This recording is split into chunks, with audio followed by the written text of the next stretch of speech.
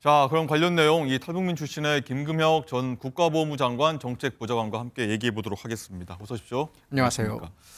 자, 먼저 이 리포트 얘기해 보겠습니다. 북한의 러시아 파병설 얘기인데 사실이다 가짜다 많은 얘기들이 오가고 있는데, 자, 보좌관께서는 지금 이 내용 어떻게 좀 파악하고 계십니까? 저는 현재 우크라이나 언론이 보도하고 있는 북한군의 그 러시아 우크라이나 참전설에 대해서 약 60에서 70% 이상 사실로 확인되고 있다라고 저는 보고 있습니다. 네. 이유는 뭘까요? 이유는 간단합니다. 왜냐하면 어떤 동기가 확실하다라는 것이죠. 일단 러시아와 북한 사이에 맺어진 그 자동 군사 개입 조항까지 포함된 그 협정이 이번에 새롭게 맺어지지 않았습니까? 네.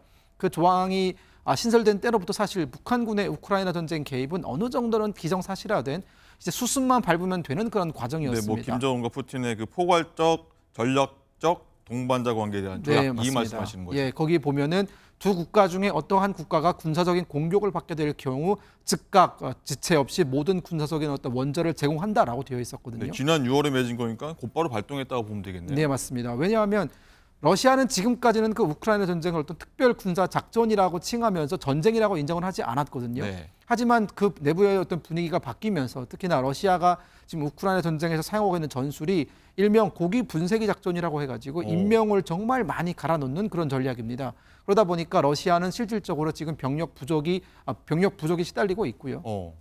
그런 병력 부족을 채우기 위해서 북한군이 개입할 것이다라는 전망은 사실 그때부터 있어 왔고요. 지금 조금씩 가시화되고 있는 것이다라고 저는 파악을 하고 있고, 북한 입장에서 본다면은 이 러시아와 맺은 이 동맹자 관계를 조금 더 공고히 하기 위해서는 북한군이 직접 러시아 그 전장에 가서 피를 흘려주는 것이 절대적으로 필요하거든요. 김정은 입장에서도 이것은 너무나 필요한 일이고, 러시아 입장에서도 북한군이 와서 이 병력의 부족분을 채워주는 것은 필요한 일입니다. 즉, 이 두 국가의 니즈가 정확히 맞아떨어지기 때문에 파견하지 않을 이유가 없다라는 것이죠. 네. 그리고 그것이 지금 조금씩 사실로 확인되고 있는 것입니다. 그렇군요. 어쨌든 북러가 좀 밀착하는 만큼 중국에서는 굉장히 불편한 심기를 계속 보여왔던 것도 사실이고, 북러의 밀착, 어떤 점들이 가장 저희가 우려된다라고 좀 봐야 될까요? 중국의 어떤 그 외교 소식통을 제가 쭉 한번 좀 들여다보니까 이런 시각이 존재했습니다. 현재 어떤 그 한반도 상황을 6.25 전쟁 때랑 비교하는 그런 사설들이 올라오기 시작했는데요. 그 6.25 전쟁 때 중국이 가지고 있는 기본적인 그 시각은요. 중국은 사실 이 북한이 남한을 쳐들어가는 것에 대해서 동의를 하지 않았지만 어쩔 수 없이 끌려간 전쟁이다라는 시각을 가지고 있습니다.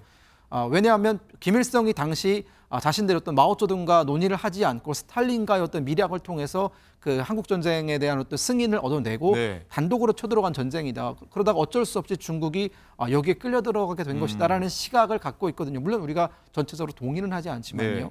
그렇기 때문에 이번 같은 경우도 지금 중국을 어디까지나 패싱하고, 또 이제 김정은과 푸틴 사이의 어떤 그 밀어라는 관계에 의해서 또다시 어떤 중국이 원하지 않는 그런 분쟁이 한반도에서 발생할 수도 있는 것 아닌가, 그런 생각 때문에 중국은 이 어떤 여러 가지 사태에 대해서 상당히 좀 우려스러운 시각으로 바라보고 있다라는 것이 중국 외교가의 어떤 그 정론입니다. 1950년대 상황이 어떻게 재현되지 않을까 하는 우려까지 그렇습니다. 있다, 이런 말씀이군요. 자, 그리고 오늘 아침에 나온 소식입니다. 이 북한이 결국 이 헌법을 개정해서 대한민국을 적대국으로 규정하는 것으로 파악됐다, 이런 내용이 지금 아침에 들어왔는데, 저희가 계속해서 짚어왔던 것처럼 이 두 국가론 본격화되는 거라고 좀 보면 되겠습니까? 네, 그렇습니다. 하지만 이 보도 시점이 참 재밌죠. 오늘 아침에야 비로소 북한 주민들에게 헌법 개정이 되었다는 사실을 알려왔는데요. 최고인민회의가 사실 지난주에 있었던 거예요. 예, 그렇죠. 일주일 정도의 텀을 두고 있었습니다.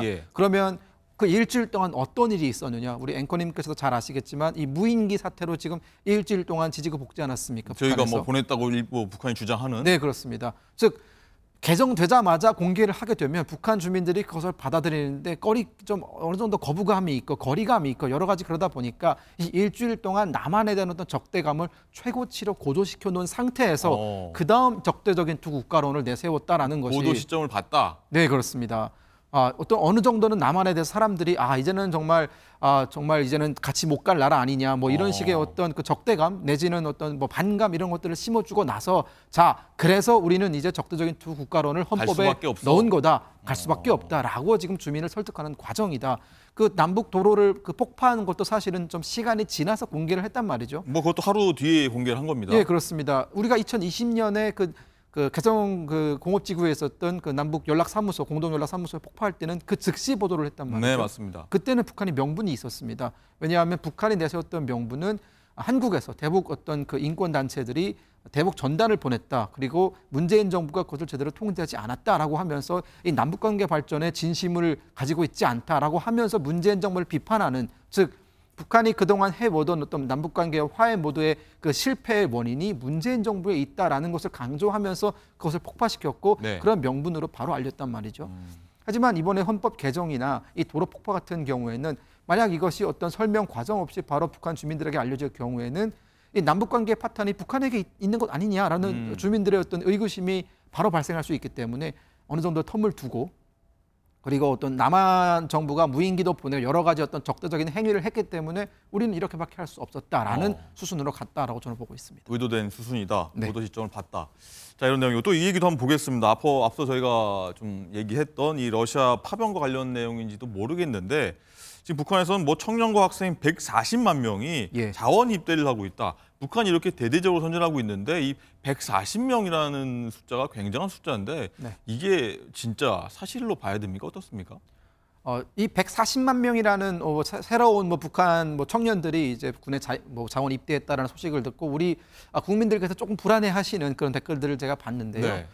북한에서 살다 온 제가 느끼는 바로는요, 전혀 새로울 것 없는 정말 전형적인 쟤네들 또 저러네 이런 식의 어떤 패턴이거든요. 가짜다? 네, 그렇습니다. 가짜 뉴스다? 예. 왜냐하면 정말 현실적인 조건으로 따져서 말씀을 드리면 현재 북한은 병력이 약 120만 명 정도 되는데 네. 그 120만 명의 병력을 정상적으로 유지하고 관리하는 것조차 상당히 버거워하고 있습니다. 보급이 너무나 안 되고 있죠. 네. 하지만 새로운 140만 명이 들어온다는 것은 그들에 대한 보급이라든가 장구리라든가 이런 것들을 갖추어줄 수 있는 시간적인 여력도 없고 물리적인 능력도 북한은 없습니다.